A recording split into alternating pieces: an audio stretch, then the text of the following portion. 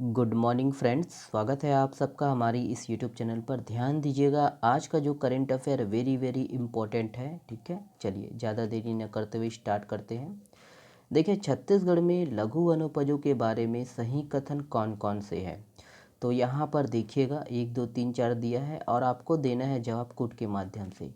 और कुछ इसी प्रकार के प्रश्न पूछे जाएंगे। ध्यान दीजिएगा, व्यापम हो या पीएससी प्री में, है ना, लेवल बढ़ चुका है, पढ़ने का तरीका भी बढ़ाइएगा। ओके, ध्यान दीजिए। देखिए, पहला है आपका छत्तीसगढ़ में, है ना, देश का 90% लघु वनोपज जो है संग्रहित होता है। दूसरा देखिए, वर्ष 2021-22 में कुल 42,000 मीट्रिक टन लघु वनोपजों की जो है खरीदी की गई। छत्तीसगढ़, तीसरा देखिए, छत्तीसगढ़ पूरे देश का सबसे बड़ा, है ना, वनोपज संग्राहक राज्य है। चौथा देखिए, वर्ष 2018-19 में संग्राहकों को की जो संख्या है 1.5 लाख थी, जो आज बढ़कर 6 लाख हो गई है। तो देखिएगा, सही जवाब कौन सा है, कूट के माध्यम से देखिए। करेक्ट आंसर है ऑप्शन नंबर 1, ए सही है। ठीक है, ए सही है, ध्यान देना है। 2 3 4, है ना। तो देखिए, विस्तार से देखेंगे, कंप्लीट देखेंगे, ध्यान से देखिएगा। देखिए कि छत्तीसगढ़ में देश का 74% लघु वनोपज जो है संग्रहित होता है।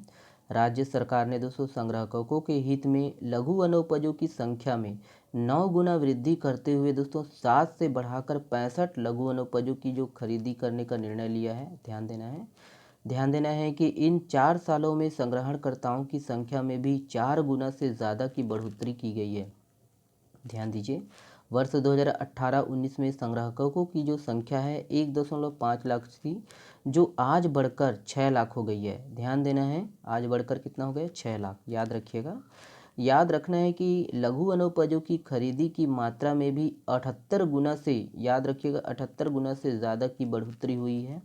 और वर्ष 2021-22 में कुल 42,000 मीट्रिक टन लघु वनोपजों की खरीदी की गई है, जबकि यह मात्रा वर्ष 2018-19 में 540 मीट्रिक टन थी। ध्यान दीजिएगा, छत्तीसगढ़ पूरे देश का सबसे बड़ा, है ना, वनोपज संग्राहक राज्य है और इस वर्ष राज्य सरकार ने 120 करोड़ रुपए का भुगतान वनोपज संग्राहकों को किया है। ध्यान देना है, वर्ष 2020-21 में 153.46 करोड़ रुपए दोस्तों लघु वनोपज देश भर में खर्च की गई राशि का अकेला 78% है। ध्यान दीजिएगा कि पिछले 4 वर्षों में छत्तीसगढ़ सरकार की जनहितैषी योजनाओं के परिणाम स्वरूप 13 लाख तेंदुपत्ता संग्राहकों को एवं 6 लाख वनोपज संग्राहकों को 250 करोड़ रुपए की जो है अतिरिक्त सालाना आय हुई है। ध्यान दीजिएगा, देखिए कि संग्रहण के साथ साथ 129 वन धन विकास केंद्रों के माध्यम से वनोपजों का जो है प्रसंस्करण कर 134 हर्बल उत्पादों का छत्तीसगढ़ हर्बल ब्रांड के नाम से, है ना, विक्रय करने के लिए मुख्यमंत्री की पहल पर 6 सी मार्ट और 30 संजीवनी केंद्रों की स्थापना की गई है।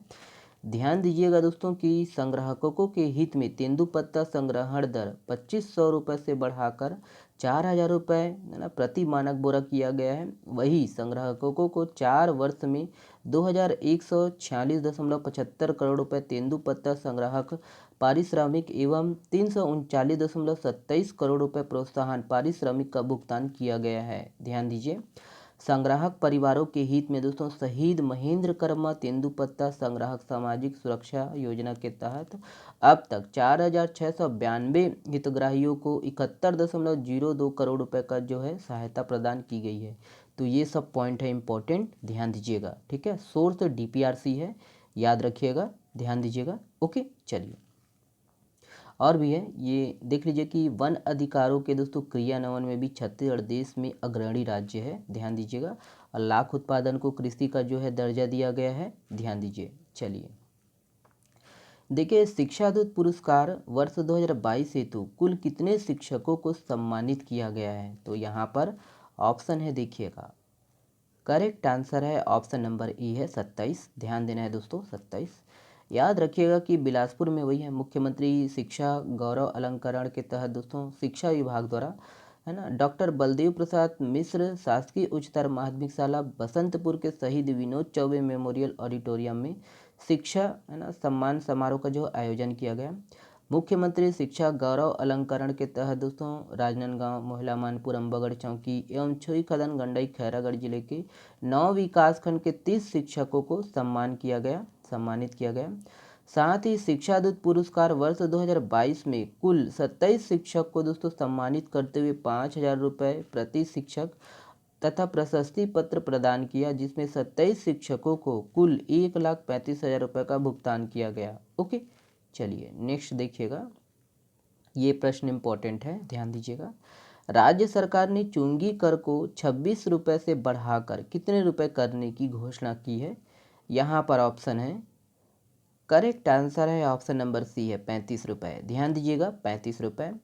तो याद रखना है कि रायपुर में दोस्तों मुख्यमंत्री भूपेश बघेल ने नगरीय प्रशासन एवं विकास विभाग के गौरव समागम 2023 में है ना शामिल हुए, और इस दौरान राज्य के सभी नगरीय निकायों के विकास के लिए लगभग 1,000 करोड़ रुपए के दोस्तों देने की घोषणा की है। नगर निगम रायपुर को 100 करोड़ रुपए देने की घोषणा, और इसके साथ ही बिलासपुर नगर निगम को 50 करोड़, नगर निगम दुर्ग को 25 करोड़ रुपए मिलेंगे। ध्यान दीजिए। वहीं भिलाई, चरौदा, अंबिकापुर, जगदलपुर को 20-20 करोड़ रुपए देने की घोषणा की है। रिसाली, राजनांदगांव, रायगढ़ एवं कोरबा को 15-15 करोड़ रुपए, बीरगांव, धमतरी, चिरमिरी को 10-10 करोड़ रुपए, और सभी नगर पालिकाओं को 5-5 करोड़ रुपए, और सभी नगर पंचायतों को 3-3 करोड़ रुपए, और चुंगी कर को 26 रुपए से बढ़ाकर दोस्तों 35 रुपए करने की घोषणा की है। ध्यान दीजिएगा, चुंगी कर वह कर होता है दोस्तों जो स्थानीय क्षेत्र में उपभोग करने या बिक्री के लिए प्रवेश होने वाली वस्तुओं पर लगाया जाता है। ओके, ध्यान दीजिएगा, ये सब पॉइंट इंपॉर्टेंट है, याद रखिएगा। चलिए ये वाला प्रश्न देखिए, भारत की G20 अध्यक्षता के तहत पहली G20 कल्चर वर्किंग ग्रुप की बैठक कहाँ आयोजित की जाएगी? यहाँ पर ऑप्शन है, करेक्ट आंसर है ऑप्शन नंबर ई है मध्य प्रदेश। ध्यान दीजिएगा मध्य प्रदेश। तो याद रखिएगा कि भारत की G20 अध्यक्षता के तहत पहली G20 संस्कृति कार्य समूह की बैठक 22 से 25 फरवरी तक मध्य प्रदेश के खजुराहो में आयोजित की जाएगी, है ना, याद रखना है। और इस बैठक का दृष्टिकोण सांस्कृतिक धरोहरों और सेवाओं तक दोस्तों पहुंच को बढ़ावा देना है। ओके, नेक्स्ट देखिएगा। देखिए, बांग्लादेश के नए राष्ट्रपति के रूप में किसे चुना गया है? ऑप्शन है यहाँ पर देखिएगा, करेक्ट आंसर है ऑप्शन नंबर सी है मोहम्मद शहाबुद्दीन चुप्पू। ध्यान देना है, ऑप्शन सी सही है। ध्यान दीजिएगा कि बांग्लादेश में मोहम्मद शहाबुद्दीन चुप्पू को निर्विरोध देश का 22वां राष्ट्रपति चुना गया है, और वह राष्ट्रपति मोहम्मद अब्दुल हामिद की जगह लेंगे।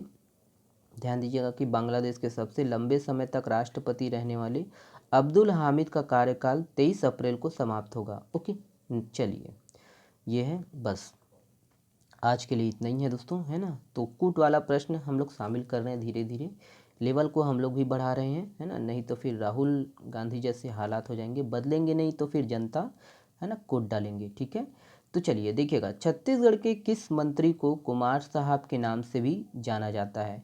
तो यहाँ पर ऑप्शन है, देखिएगा, इसका जवाब आप लोग कमेंट्स में दीजिएगा। चलिए, आप हमसे जुड़ सकते हो दोस्तों टेलीग्राम चैनल से, इसका जो PDF है फ्री में डाउनलोड कर सकते हो, कोई पैसा कोई शुल्क नहीं लगेगा। इंस्टाग्राम से भी जुड़ सकते हो। वीडियो पसंद आता है दोस्तों तो प्लीज़, है ना, वीडियो को शेयर किया कीजिए, और वीडियो पसंद आए तो वीडियो को लाइक किया कीजिए। चलिए, बहुत बहुत धन्यवाद दोस्तों, वीडियो को देखने के लिए शुक्रिया।